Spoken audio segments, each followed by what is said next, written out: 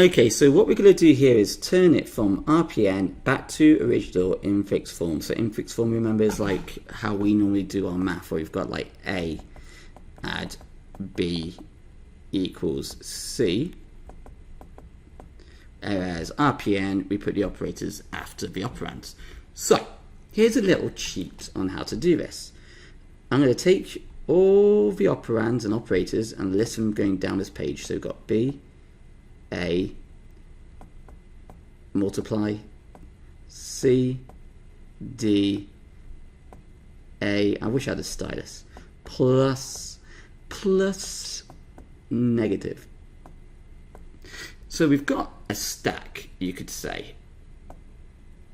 If I just drew it out,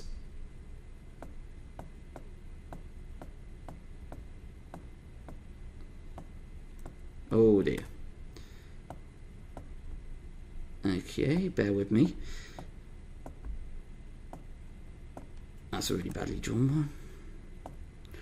Okay, so we've got, if we move this into the stack from top to bottom, we've got B, then we've got B, comma, A. So we've got our two operands. Now we've got B times A, so we simply move this operand between, sorry, this operator between the operands. We then got B times A, comma, so, and then we've also got inside this stack, let me use a different color, C, just so that we're going to go outside it. So we've got B times A, comma, C. We've now got B multiplied by A, comma, C, comma, D. We've now got B times A, comma, C, comma, D, comma, A. We've then got these operators. And with these operators, we simply put them into their correct positions. So, what we're going to do is I'm going to move this operator. And it's going to be going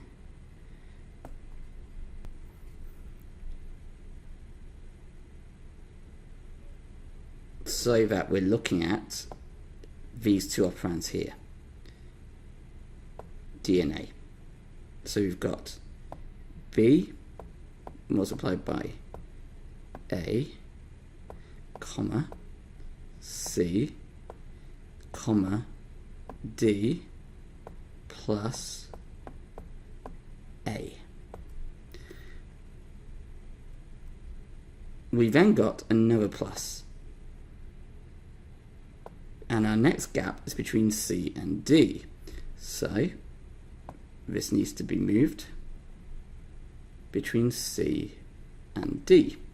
So we've got B multiplied by A, comma, C, plus D, plus A. Finally, we've got the minus sign. And we've got a gap between A and C because we've got a comma there. So I'm going to move this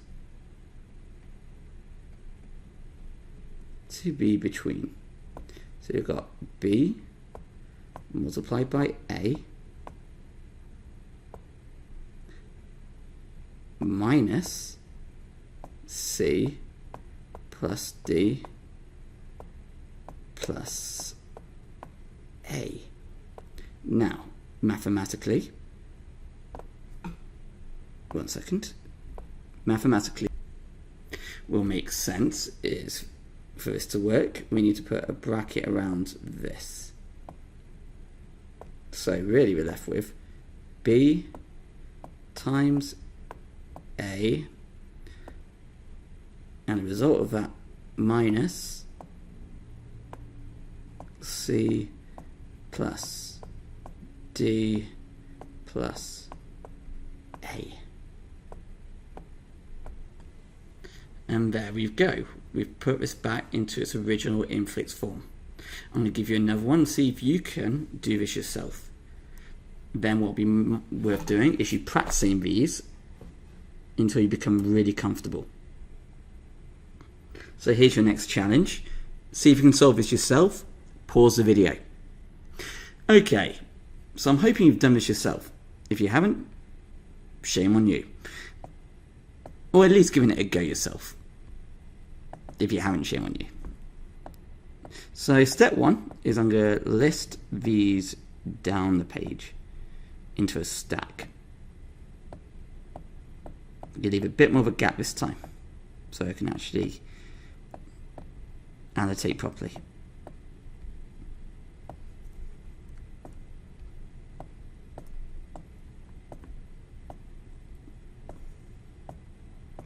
Come on, I wish, seriously, if anyone wants to buy me a stylus pen, I'd really appreciate that. I deserve one. Okay, so if we turn this into a stack, we've got X, which goes on top. We've then got X, comma, W. We've then got X, comma, W, comma, Z. So we've done these. We've now gone add, and this add will go between the W and the Z, these two operands here. So we have X, comma, W and Z. We're then going to have X, comma, W and Z, comma, Y. And the closest two operands for this, so we've got now a negative, is going to be here. So when we put a negative in, it's going to be between those two. So originally the negative is here. We're going to move it from this minus sign from here to here. So we've got X, W plus Z minus Y, which leaves us with a multiplication. This here.